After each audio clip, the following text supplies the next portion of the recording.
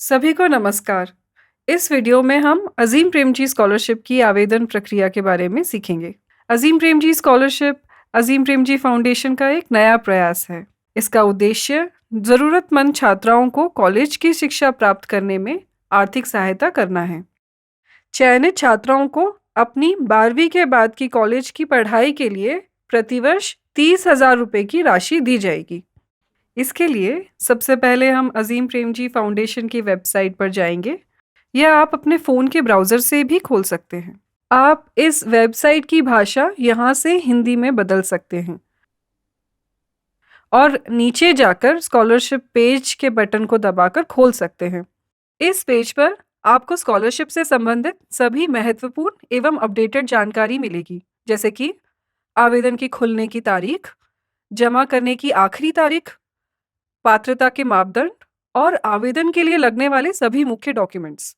इस स्कॉलरशिप के लिए वे सभी छात्राएं आवेदन कर सकती हैं जिन्होंने मध्य प्रदेश, राजस्थान, उत्तर प्रदेश और झारखंड के चयनित जिलों से अपनी कक्षा 12वीं की पढ़ाई पूरी की हो। कक्षा 10वीं और 12वीं दोनों ही किसी स्थानीय सरकारी स्कूल से पढ़े हों और अभी आवेदन के समय वे किसी कॉलेज या फिर यूनिवर्सिटी के प्रथम वर्ष में पढ़ रही हों। आवेदन करने से पहले ये सभी डॉक्यूमेंट्स आप तैयार कर लीजिए। कक्षा 10वीं और 12वीं की मूल मार्कशीट, आईडी प्रूफ के लिए अपना मूल आधार कार्ड, कॉलेज में प्रवेश का प्रमाण, ये या तो प्रवेश प्रमाण पत्र यानी कि एडमिशन या फिर अलॉटमेंट लेटर या फिर बोनाफाइड सर्टिफिकेट या फिर जमा की गई फीस की रसीद हो सकती है। पर ध्यान रखें कि ये सभी डॉक्यूमेंट्स या तो सिस्टम जनरेटेड होने चाहिए या यूनिवर्सिटी और कॉलेज के आधिकारिक लेटर हेड पर प्रॉपर सील और साइन के साथ होने चाहिए। हाल ही में लिया हुआ एक पासपोर्ट साइज फोटो जिसमें बैकग्राउंड प्लेन हो, मान्य और सक्रिय मोबाइल नंबर, क्योंकि आवेदन से संबंधित सभी जानकारी एसएमएस द्वारा भेजी जाएगी। मान्यता प्राप्त राष्ट्रीयकृत बैंक में आवेदक के नाम पर बैंक खाता, यह जानकारी स्कॉलरशिप में चयन होने के बाद ली जाएगी, परंतु आपसे अनुरोध है कि इसकी तैयारी आप पहले से ही करके रख लें। इन सभी की स्कैन कॉपी आप एक जगह पर सेव कर लें। यदि आप अपने स्मार्टफोन से आवेदन भर रहे हैं तो इन्हें आवेदन शुरू करने से पहले इनकी साफ फोटो खींचकर या फिर पीडीएफ बनाकर अपने फ़ोन में सेव कर लें। सभी डॉक्यूमेंट्स 1.5 MB से कम साइज़ की होनी चाहिए। सिर्फ पासपोर्ट साइज़ फ़ोटो 3 MB का हो सकता है। और ध्यान रखिए, फाउंडेशन कभी भी स्कॉलरशिप आवेदन प्रक्रिया के किसी भी चरण में कोई भी शुल्क नहीं लेता है। अगर कोई आपसे इस बारे में पैसे की मांग करे तो सतर्क रहे। चलिए अब हम आवेदन की प्रक्रिया शुरू करते हैं। आवेदन प्रक्रिया शुरू करने के लिए अपना मोबाइल नंबर, नाम और आईडी प्रूफ के साथ सबसे पहले रजिस्ट्रेशन करना होगा। इसके लिए आप आवेदन करें बटन पर क्लिक करें। बटन क्लिक करते ही पहली स्क्रीन एलिजिबिलिटी चेक की आएगी। यहाँ पर आप चेक कर सकते हैं कि आप इस स्कॉलरशिप के लिए पात्र हैं कि नहीं। सभी प्रश्नों को पढ़ते हुए जो आप पर लागू हो वो विकल्प दर्ज करते जाएं और फिर पात्रता जांचें बटन पर क्लिक करें। याद रखिए, जिस भी लाइन पर लाल सितारा बना हुआ है वो जानकारी भरना अनिवार्य है। यदि आप पात्र हैं तो आपको एक हरी झंडी मिलेगी। ओके क्लिक करके आप आगे बढ़िए। अब आ गई है मोबाइल नंबर वाली स्क्रीन। दी हुई जगह में अपना 10 डिजिट का मोबाइल नंबर दर्ज करें और सेंड ओटीपी पर क्लिक करें। ध्यान दें, जब आप 10 डिजिट नहीं भरेंगे तो नीचे एक लाल रंग की वार्निंग आती रहेगी। ओटीपी को मिलने के लिए मोबाइल का नेटवर्क में होना ज़रूरी है।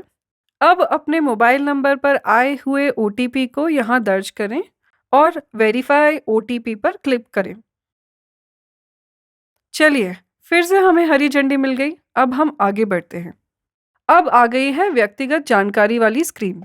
इसमें सबसे पहले अपना नाम, उपनाम अंग्रेजी भाषा में भरिए। यदि उपनाम नहीं है तो उसकी जगह आप अपनी माताजी का नाम भी भर सकते हैं। फिर आधार के लिए यस चुनकर अपना आधार नंबर भर दीजिए। यदि आधार नंबर नहीं है तो आधार के लिए नो चुनकर अपनी कक्षा 10वीं के रोल नंबर से भी आप रजिस्ट्रेशन पूरा कर सकते हैं। फिर एक अच्छा सा जो आसानी से याद रह सके ऐसा पासवर्ड सेट कर दीजिए। यह पासवर्ड कम से कम 8 कैरेक्टर का होना चाहिए, जिसमें कम से कम एक अंग्रेजी का कैपिटल लेटर, एक अंग्रेजी का स्मॉल लेटर और एक नंबर होना ज़रूरी है। आप इस पासवर्ड को यहाँ आँख का आइकन क्लिक करके देख सकते हैं। आप इसको कहीं सुरक्षित जगह पर नोट कर लें और फिर यही पासवर्ड नीचे दोबारा भर दीजिए। इसके बाद रजिस्टर पर क्लिक कर आगे बढ़िए। याद रखिए, इस सेक्शन में नाम, उपनाम और आधार या 10वीं का रोल नंबर लॉक हो जाता है, इसलिए रजिस्टर क्लिक करने से पहले एक बार दोबारा जांच कर लें। जैसे ही आप स्क्रीन पर रजिस्टर्ड की हरी झंडी देखेंगे, आपको अपने मोबाइल नंबर पर एक यूज़र नेम आएगा। आप उस यूज़र नेम और अपने चुने हुए पासवर्ड से स्कॉलरशिप पोर्टल पर लॉगिन कर सकते हैं। अब यदि आवेदन की प्रक्रिया के इस स्टेज पर किसी भी कारण से आप बाहर हो जाते हैं, तो घबराइएगा नहीं। आप फिर से फाउंडेशन की वेबसाइट पर जाकर स्कॉलरशिप पेज पर इस बार लॉगिन का बटन क्लिक कर दीजिएगा। आप सीधे स्कॉलरशिप पोर्टल पर आ जाएंगे। यहाँ पर आप अपने मोबाइल नंबर पर आए हुए यूज़र नेम और अपने चुने हुए पासवर्ड से फिर से स्कॉलरशिप पोर्टल पर लॉगिन कर सकते हैं। स्कॉलरशिप पोर्टल पर आते ही एक और हरी झंडी दिखेगी, जो आपको अपनी प्रोफाइल पूरी करने को कह रही है। उस पर प्रोसीड को क्लिक कर आप आगे बढ़िए और फिर बाएं हाथ पर ऊपर आपको भाषा चुनने का विकल्प दिखेगा। वहां पर भाषा आप हिंदी में बदल दीजिए। अब सबसे पहले इस कैमरा के आइकन को क्लिक कर अपना पासपोर्ट साइज फोटो यहाँ पर अपलोड कीजिए। यह फोटो पिछले 6 महीने में ही लिया होना चाहिए और पीछे का बैकग्राउंड प्लेन होना चाहिए। फोटो का साइज 3 MB से ज़्यादा नहीं होना चाहिए। फोटो अपलोड करने के बाद आप नीचे चलिए। बाकी के सेक्शन में नाम, उपनाम, आधार नंबर पहले से ही भरा होगा। यहाँ पर आप अपना मोबाइल नंबर अपडेट कर सकते हैं और ये आप आवेदन जमा करने के बाद भी अपडेट कर सकते हैं। आधार नंबर के पास आधार कार्ड की कॉपी अपलोड करने का ऑप्शन है। यहाँ पर आप अपने मूल आधार कार्ड की स्कैन कॉपी अपलोड कर दीजिए। याद रखिए, स्कैन कॉपी का साइज 1.5 MB से कम रखिएगा और ये भी याद रखिए कि सेव करने के बाद आप इसे बदल नहीं सकते, इसलिए इसको ध्यान से अपलोड करिएगा। और ये इसके बगल में एक आई बटन है। ये आपको पूरे फॉर्म में जगह जगह पर मिलेगा और टिप्स देता रहेगा कि इस आवेदन को कैसे भरना है। इसके बाद आप जहां अभी रह रहे हैं उस स्थान का पता यहाँ पर भर दीजिए और सेव कर दीजिए। इस सेक्शन में भी सेम नियम है। जहां पर भी आपको लाल सितारे का चिन्ह दिखता है, वह जानकारी दर्ज करना जरूरी है। सेव करने के बाद आप आवेदन डैशबोर्ड पर आ जाएंगे। इस पर आप क्रिएट एप्लीकेशन का बटन क्लिक करें। सबसे पहले रेफरल विवरण अनुभाग है। ये उन आवेदकों के लिए है जो अजीम प्रेमजी फाउंडेशन के पार्टनर संस्थाओं से जुड़े हुए हैं। यदि आप डायरेक्टली अप्लाई कर रहे हैं तो नहीं सिलेक्ट करके सेव एंड कंटिन्यू क्लिक करके आगे बढ़ें। यदि आप किसी पार्टनर संस्था से जुड़े हुए हैं तो उनका विवरण यहाँ पर भरें और फिर सेव एंड कंटिन्यू क्लिक करके आगे बढ़ें। इसके बाद स्कूली शिक्षा का विवरण भरिए। सबसे पहले कक्षा 12वीं का।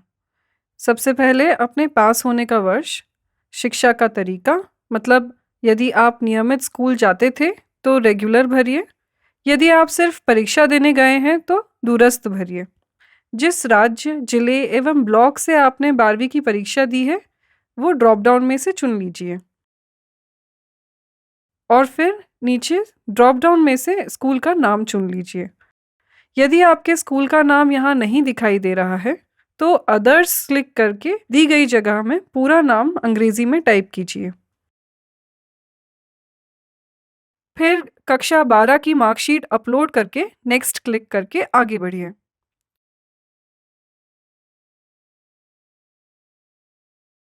अब आ जाएगी कक्षा 10वीं की जानकारी। इस जानकारी को भी कक्षा 12वीं की तरह भरना है।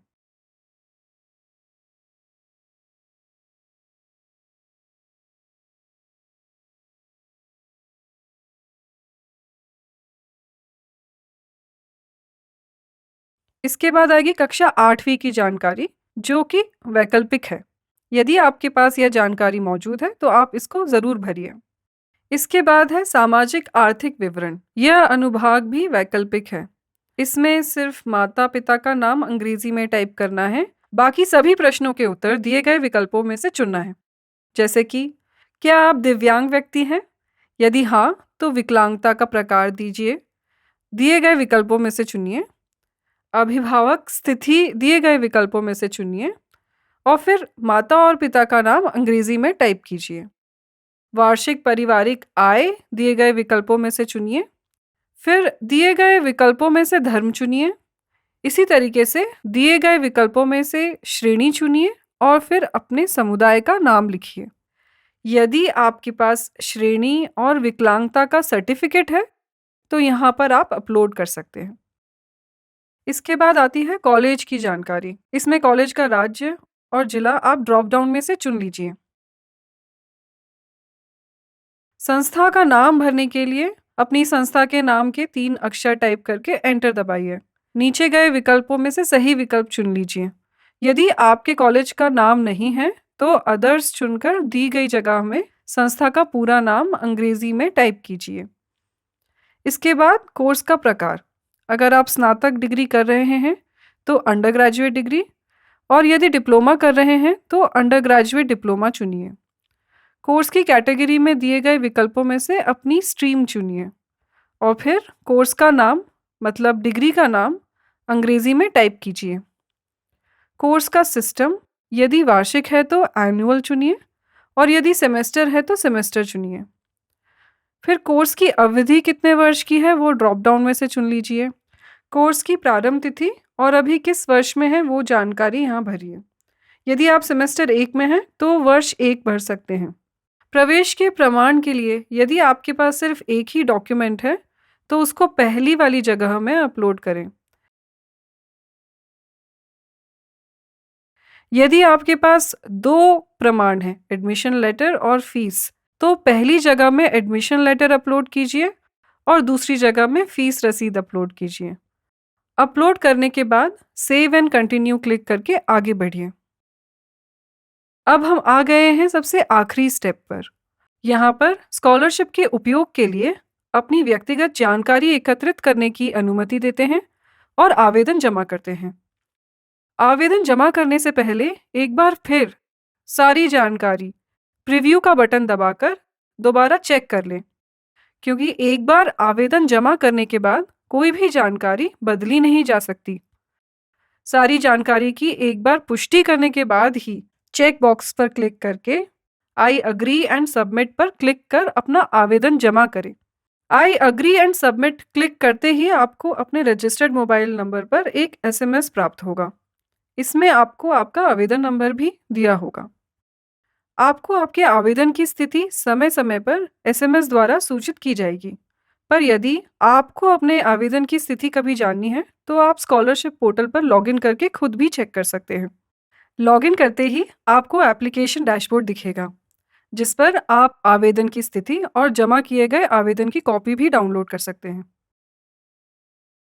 यदि आवेदन की प्रक्रिया के दौरान आपको कोई भी डाउट हो, तो आप स्कॉलरशिप सपोर्ट टीम से संपर्क करने के लिए रेज़ ए क्वेरी पर अपना इशू दर्ज कर सकते हैं।